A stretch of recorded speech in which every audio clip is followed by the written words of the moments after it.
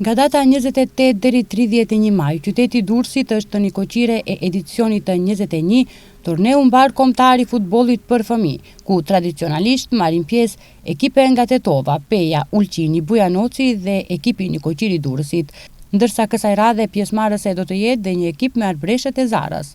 Në seancën e fundit përgatitore të ekipit tetovar i pranishëm ishte dhe kreu i komunës së Tetovës Bilal Kasami, i cili premtoi se do të jetë i pranishëm në hapjen solemne të turneut.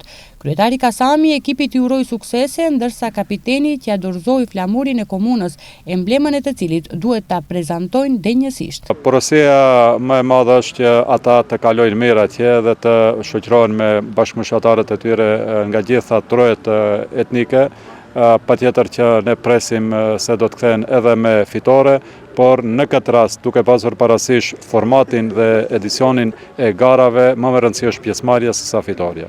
Seleksionuesi Halim Hodai me këtë rast paraqiti listën përfundimtare të futbollistëve të cilët do të përfaqësojnë Tetovën dhe premtoi se ekipi është maksimalisht i përgatitur për këtë sfidë mbar kombëtare. Se për këtë manifestimit edhe turneut që mbahet në Durrës 2026, jemi me të vërtet të përgatitur mirë.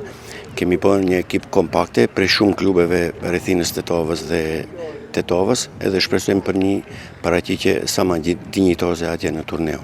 Koordinatori për Tetovën Muzafer Livoreka dorëzoi veshje sportive me të cilat futbollistët tetovar do të prezantohen në hapjen solemne dhe gjatë qëndrimit në Durrës.